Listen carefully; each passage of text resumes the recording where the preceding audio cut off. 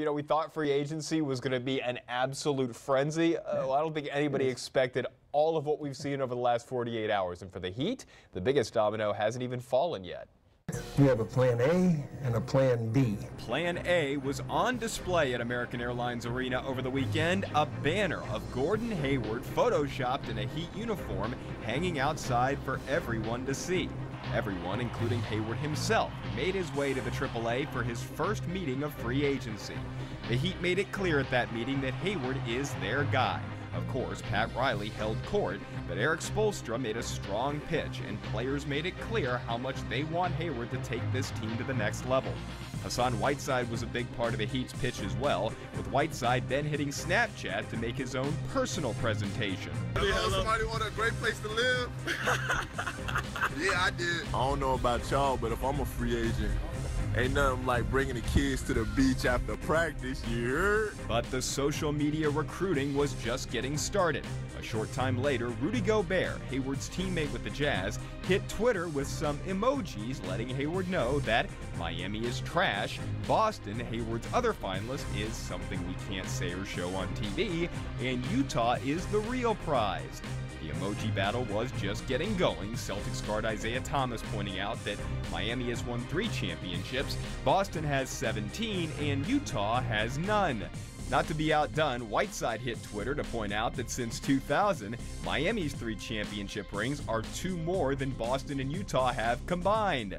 It's all in good fun, but now Riley and the Heat must wait. A Sunday meeting with the Celtics giving way to a Monday summit with the Jazz before Hayward makes the decision that will largely determine the course of each franchise's immediate future. Miami's Plan A is clearly Plan Hayward. Now they're hoping they don't have to move to Plan B. You know, one player we didn't mention in those meetings, James Johnson, he's actually willing to wait and potentially even give up money to bring in Gordon Hayward. That's how much bringing him in means to not only the guys already on this team, but the guys who hope to be. Let's talk Gordon Hayward and the possibility of him coming here. Look, we are not going to act like we could read minds. I think people get into the whole things about, oh, this is a better position, or his wife likes it, or this is warmer weather. The bottom line is this: he's got some great options. The option here, Miami being, though, to come play for a team that in a week in Eastern Conference and with Pat Riley running the show is likely going to be very, very good with him. Look, I was in Orlando yesterday, Clay. You and I talked off camera about it. I heard a lot of good things from people there, not necessarily just with the Heat organization, but people there in Orlando that feel that Hayward is a good fit here and that he's really giving this a big thought, that this is potentially the spot he wants to be. Now, I know a lot can change. Again, we can't get in his mind. We can't get in his family's mind. But I think Gordon Hayward would be great here. And I'm starting to buy in. And again, from what I hear, I'm starting to buy in that this could really happen. He's the missing piece right now with this team. And you look at the East, and we just saw Paul Millsap going to sign with Denver. There are reports out there right now. The East is going to be wide open after this upcoming year. Yeah, it's going to be bad. Look, a lot of people think LeBron's going to leave after this year. After that, it could be a wide open walk to the finals. So there are a lot of reasons why going to the East would be a big move for Gordon Hayward. And I want to say this too.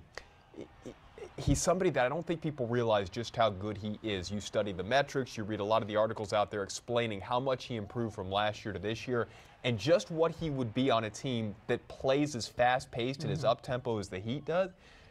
You're talking about an all-NBA, at least third-team type player. He's that good if he gets in the right system. And again, with an improving Hassan Whiteside, with Goran Dragic right now really in his prime. We played a great basketball last season with James Johnson potentially coming back. The question is, what does it mean for Dion Waiters? And then there's whole theory that Pat Riley's Plan A is obviously Gordon Hayward. Plan B is likely keeping Dion and James Johnson. But, Clay, there are possibilities, and obviously one of them being a trade, where the Heat could keep Dion, could get Hayward, and could keep JJ. And the question is, does that mean trading a Tyler Johnson? I guess the big picture is with the news tonight that Dion is meeting with the Lakers. His former agent is, of course, now in the front office with the Lakers. I don't think it's a smokescreen. I think there's an opportunity there, no doubt, for him to take good money for a year and leave Miami. What do the Heat do? Make of all of this what you will, by the way. So they're all meeting out in Los Angeles. Gordon Hayward is meeting with the Jazz in San Diego tomorrow. And all of a sudden, after Riley and Spoelstra meet with Dion Waiters today, then tonight we hear that they're moving forward with meetings with the Lakers. Yeah. So does that mean that they told Dion, look, we're not going to have the money for you? Did they just tell him, look, do what you need to do. I think We have to due wait. diligence, yeah. And oh, by the way, not that long of a trip down I-5 after you meet with Dion Waiters, hang out in San Diego, hang out in L.A., maybe go back and see Gordon Hayward tomorrow. So many moving parts here, but once Hayward falls, and it's not just with the Heat, Hayward is the biggest domino that's really going to lead to everybody else signing, not just with the Heat, but throughout the league. And look, and let's get back to the original point, I guess, end it with this. Pat Riley has a plan. He has a plan A, has a plan B. I don't think the plan, even plan A, is just sign Gordon Hayward. Right. Hope you get JJ, maybe keep Dion, maybe trade. I think Pat Riley has a true vision. Andy Ellisberg's got the numbers. I think they've figured this out along with Eric Spoelstra, what they want their team to look like. That's plan A. I don't think it's just signing Gordon Hayward. I think, as you just said, though, that's the first domino in that plan A.